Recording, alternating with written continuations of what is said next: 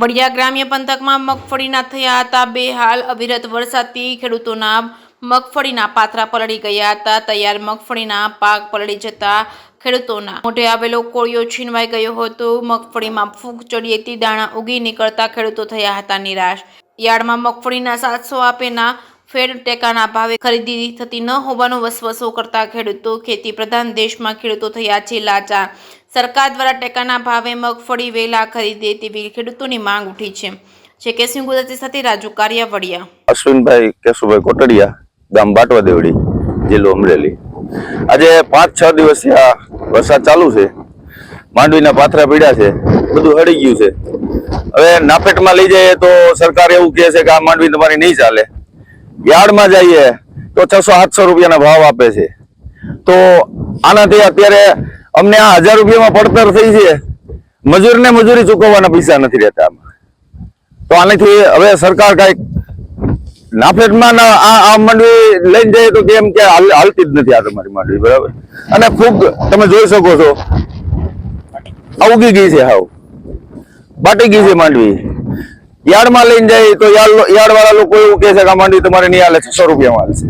તો અમારે શું કરવું? અશોક હિરાણી, ગામ બાટવા દેવડી, અમરેલી જિલ્લા કિસાન સંઘ ઉપાધ્યક્ષ। હવે વાત એવી છે કે આ છેલ્લા 5 દી થયા જે કમોસમી વરસાદ પડ્યો, અમારા માટે તો કમોસમી, સરકારના ચોપડે તો ભલે ચોમાસું રહ્યો।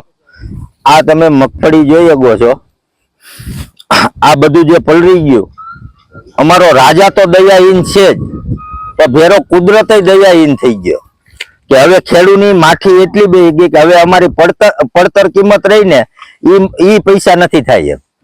આ આવી ધોરી સારી લાગી ગઈ। હવે આ મગફળી કોણ લે અને કોણ ખાય? હવે તો આમાં અમારી તો એક જ માંગ છે કે અમને અમારી લાગત ઉપર જે કઈ નફો આપવાની વાત છે એ નફો આપીને સરકાર મગફળી ખરીદી લે। અને આજની તારીખમાં એક સૌથી મોટી વાત એ છે કે આ કહેવાતા કૃષિ પ્રધાન દેશમાં મગફળીનું ટેકાનું ખાલી ને ખાલી છેલ્લા 15 દિવસ રહે ત્યારે એમ કે ટેકાનું રજીસ્ટ્રેશન કરવાનું, ખરીદી હવે દિવાળી પછી લે। તો હવે અમારે અત્યારે પૈસાની જરૂર છે, મજૂરને ચૂકવવા છે, તો આ મગફળી વેચીને પૈસા કઈ રીતે દઈ શકીએ? ખરેખર તો કૃષિ પ્રધાન દેશમાં ખેડૂતને કાયમિક માટે ટેકાનો ભાવે ચાલુ જ રહેવું જોઈએ અને મિનિમમ સપોર્ટ પ્રાઇસ છે કે નીચામાં નીચો ભાવ એવો હોવો જોઈએ। ઈથી નીચો ભાવ ક્યાંય આવવો જ ન જોઈએ, એને બદલે ઊંચામાં ઊંચો ભાવ છે। આથી મોટી વિડંબના તો બીજી શું હોઈ શકે ખેડૂતની? કે આ કૃષિ પ્રધાન દેશમાં સરકાર જે ટેકાના ભાવ જાહેર કરે એ ચોખ્ખું બોલીને કહે કે આ મિનિમમ સપોર્ટ પ્રાઇસ છે, નીચામાં નીચો ભાવ છે, તો એ ઊંચામાં ઊંચો થાય છે। તો આ કોઈ ખેડૂત નેતા કોઈ બોલવા રાજી જ નથી। ખાલી કહેવાના જ ખેડૂત નેતા ને ધારાસભ્યો, સંસદ સભ્યો, કોઈને કઈ બોલવાનું જ નહીં ખેડૂત માટે। મારું નામ લાલજીભાઈ કિકાણી છે।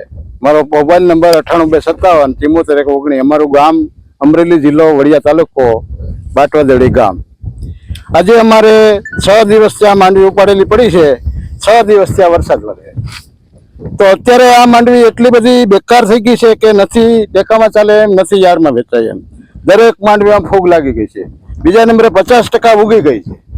તો અત્યારે હવે અમારી પરિસ્થિતિ એવી છે કે આ સરકાર બી સાંભળતી નથી અને નેતાઓ બી સાંભળતા નથી। અમારા નેતા ખેડૂતના અત્યારે કેટલા બધા બેઠા છે, કોઈ એક શબ્દ પણ નથી બોલતા। તો અત્યારે અમારે શું કરવું? આ માલ ઘરમાં નથી સચવાય એમ, વેચવા ગયા પૈસા નથી આવે એમ, નાફેડ વાળા એમ કે છે કે આ માંડવી હાલશે નહીં। તો અમારે અત્યારે કરવું શું? તો જાવું ક્યાં?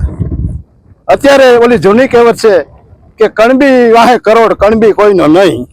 આ એના જેવી પરિસ્થિતિ અત્યારે અમારી આવીને ઊભી રહી છે। તો અમારે શું કરવું?